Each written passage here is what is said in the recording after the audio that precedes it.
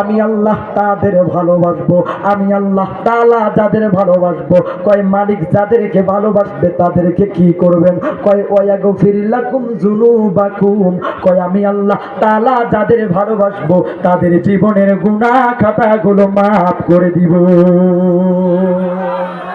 আমার ভাইরা আমার বন্ধুরা রে, দেখেন তো আল্লাহর প্রিয় নবী কি বলে দিলেন, লা ইউমিনু আহাদুকুম হাত্তা আকুনা হাব্বা ইলাইহি মিন ওয়ালিদিহি ওয়া ওয়ালাদিহি ওয়ান নাসি আজমাইন। আল্লাহর প্রিয় নবী বলে দিলেন, তোমরা ততক্ষণ পর্যন্ত পূর্ণাঙ্গ কামিল মুমিন হতে পারবে না যতক্ষণ না পর্যন্ত আমি নবীকে তোমরা তোমাদের স্ত্রী, মাতা, পিতা, সন্তানের চাইতে যতক্ষণ না পর্যন্ত তোমরা আমি নবীকে ভালোবাসবে ততক্ষণ না পর্যন্ত তোমরা পূর্ণাঙ্গ কামিল মুমিন হতে পারবে না। ও কাউটা পাড়ার মুসলমান, ও পাটগ্রামের মুসলমান ভাইরে আমার, আরে আব্বা জান, আজকে যদি আমরা নবীকে ভালোবাসতাম, যখন আমার সোনার বাংলাদেশে ৯৬% মুসলমানের দেশে আমার নবীকে নিয়ে কটূক্তি করে, যদি আমরা নবীকে ভালোবাসতাম, ওই নাস্তিক বেঈমানটার সর্বপ্রথম কলজাটা টেনে বের করে দিতাম। কথা বলেন ঠিক কিনা?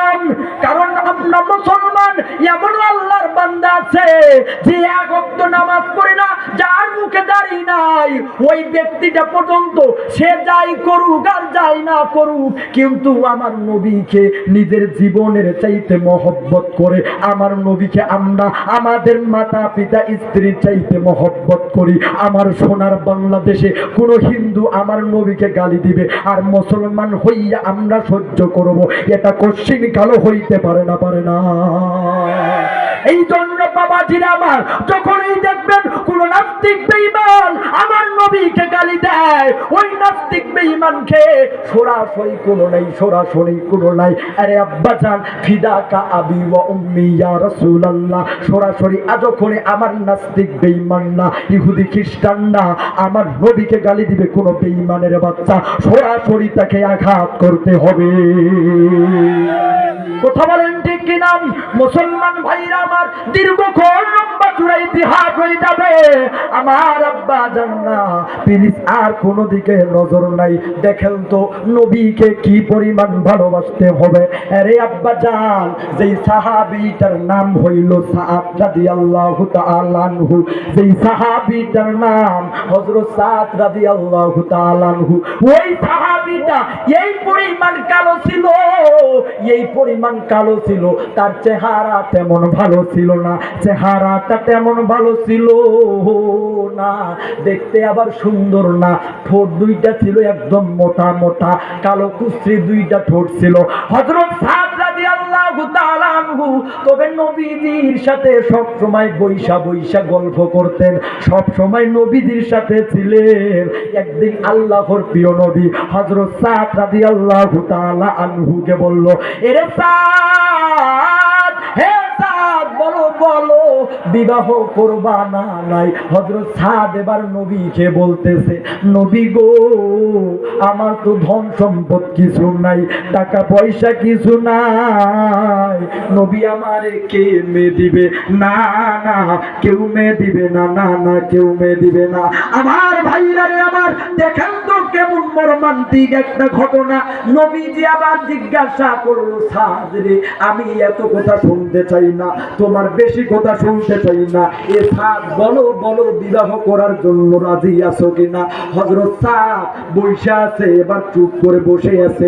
মুসলমান ভাইরা আমার, আল্লাহর প্রিয় নবী ছিল বিচক্ষণ ব্যক্তি, যেহেতু আল্লাহর প্রিয় নবী বুঝে গেলেন সাদের বিবাহ করার জন্য সাদ রাজি আছে। সাদকে নবীজি বলতেছে, সাদ রে, কি ব্যাপার, বিবাহ করবা না? বয়স তো অনেক হইয়া গেল। সাদ ডাইকে বলতেছে, নবী, যে চেহারা, আবার টাকাও নেই, পয়সা নাই, আবার যে চেহারা ঠোঁট দুইটাও কালো। আমি যদি মানুষের কাছে যাইয়া বসি, মানুষ আমার ঘৃণার কারণে, এই কালো হওয়ার কারণে মানুষগুলো আমার সাথে না বইসা অনেক সাহাবায়ে কেরামও চলে যাইতেন আমার কাছ থেকে, আমারে খেয়ে মেয়ে দিবে। আল্লাহর প্রিয় নবী কয়, হে স্যার, এত কথা শুনতে চাই না, বলো তুমি বিবাহের জন্য রাজি আছো কিনা। এবার এক কথা যখন বলছে ভাইরা আমার, দ্বিতীয়বার আবার বলছে, আরে স্যার বলো বলো বিবাহের জন্য রাজি আছো কিনা। তৃতীয়বার আবার বললেন সাদ এবার মনের ভিতরে চুপ করে বসে আছেন। আল্লাহর প্রিয় নবী বলতেছো সাদ অবশ্যই রাজি আছে। মুসলমান ভাইরা আমার, সাদ এবার যখন চুপ করে বসে থাকলেন, আল্লাহর প্রিয় নবী বলল, সাদ রে, আমি বুঝতে পারছি তুই বিবাহ করার জন্য রাজি আছো তুমি। এরে সাদ, যাও যাও, মদিনার ভিতরে সবচেয়ে একটা সুন্দরী মেয়ে আছে, মদিনার ভিতরে সবচেয়ে একটা সুন্দরী মেয়ে, যার নাম হইল হুরে মাদিনা। আব্বাজান বলেন তো নামটা কি বললাম? আল্লাহর বান্দারা গভীর মনোযোগ দিয়া শুনবেন।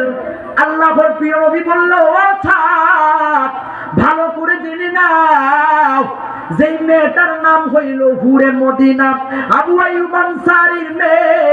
ও স্যার, যাও যাও, একটা চিঠি লেখা দিলাম, এই চিঠিটা লইয়া আমার সাহাবী আবু আইয়ুব আনসারীর বাড়িতে যাও, আনসারী সাহাবীর বাড়িতে যাও, যাইয়া চিঠিটা দেখাইও আল্লাহর প্রিয় নবীর সাহাবী হযরত সাদ রাদিয়াল্লাহু তাআলা আনহু চিঠিটা লইয়া আনন্দ সহকারে যাইতেছে।